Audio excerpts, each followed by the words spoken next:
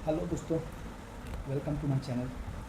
तो दोस्तों, आज हम जानेंगे वुमेन रिजर्वेशन बिल क्यों पास नहीं हुआ। वुमेन रिजर्वेशन बिल के पीछे मेन कारण क्या था, किसने इसको बिल पास होने से नहीं दिया। चलिए आज हम इसके बारे में डिटेल्स में जानेंगे।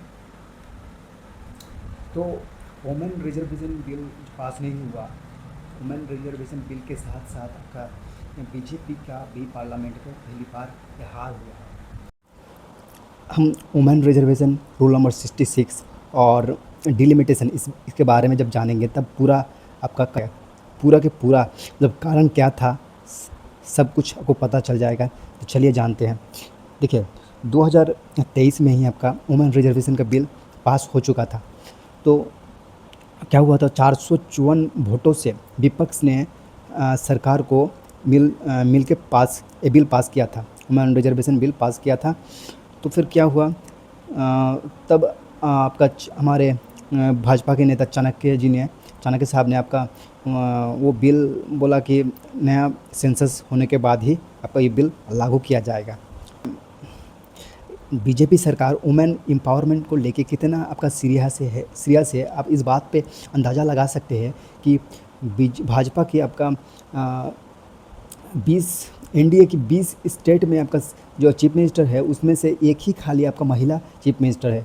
उसके बाद आपका जो कैबिनेट मिनिस्टर है, कैबिनेट मिनिस्टर में 30 कैबिनेट मिनिस्टर में खाली 2 ही आपके कैबिनेट मिनिस्टर महिला है। तो आप इस बात पे अंदाज़ा लगा सकते हैं। चलिए डिलिमिटेशन के बारे में जानते हैं। तो डिलिमिटेशन में क्या बोला गया है कि हमारे संविधान में बोला गया है कि अगर देश की जनता आबादी बढ़ेगी तो उसके हिसाब से सीटों की संख्या भी बढ़ाया जाएगा। तो क्या हुआ आपका, इसीलिए सरकार ने अनाउंस किया कि हर स्टेट में 1.5 गुना करके जितने भी सीटें हैं 1.5 गुना करके सबको सीटें बढ़ाया जाएगा। तो ये जो हुआ आपका, तो इसी में मेन खेला है। 1.5 गुना करके अगर बढ़ाया जाएगा, मान लीजिए नॉर्थ में और साउथ में आबादी तो सेम नहीं है। नॉर्थ में पॉपुलेशन ज़्यादा है, साउथ में पॉपुलेशन कम है। नॉर्थ में अगर सीट बढ़ाया जाएगा और नॉर्थ में आपका बीजेपी का दबदबा है, साउथ में बीजेपी का दबदबा नहीं है, तो सीट फ़ायदा पूरा मिलेगा आपको बीजेपी का। तो इसीलिए आपको एक गणित से हम समझाते हैं कि नॉर्थ में आपका यूपी जो है, यूपी स्टेट में आपका 80 सीटें हैं। उसके बाद आपका और तमिल में आपका सीटें हैं 39। तो इसमें जो आपका मेन डिफरेंस आता है लगभग आपका 41 सीटों का डिफरेंस आता है। अगर इसको अगर 1.5 गुना से बढ़ा दिया जाएगा तो आपका यूपी का सीट जो है वो बढ़ के हो जाएगा 120 और ये तमिलनाडु का सीट बढ़ के हो जाएगा आपका 59 के आसपास। तो इसमें आप अगर देखिएगा, इसमें डिफरेंस देखिएगा तो 61 सीटों का डिफरेंस होगा। तो क्या हुआ, 41 पहले था डिफरेंस और 61 अभी है डिफरेंस बढ़ने के बाद। तो कितना आपका 20 सीटों का अंतर हो जाएगा। यही 20 एक ही स्टेट में 20 सीटों का आपका अंतर हो जाएगा, जो आपको बीजेपी को ऑलमोस्ट अमर बना देगा,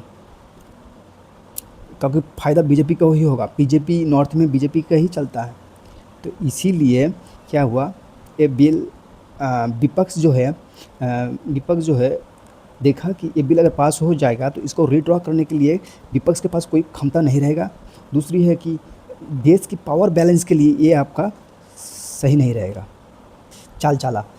तो क्या है वो कि आपका जो हमारे 2023 में जो वुमेन रिजर्वेशन बिल पास हुआ था वो आपका सेंसस के मतलब नया सेंसस के बाद ही लागू होने वाला था। तो उसको वो चेंज करके क्या कि नया अमेंडमेंट बिल लेके आया कि इस बिल में आपका क्या है कि जो वुमेन रिजर्वेशन बिल है वो पुराने सेंसस के ऊपर आधार करके ही उसको लागू किया जाएगा।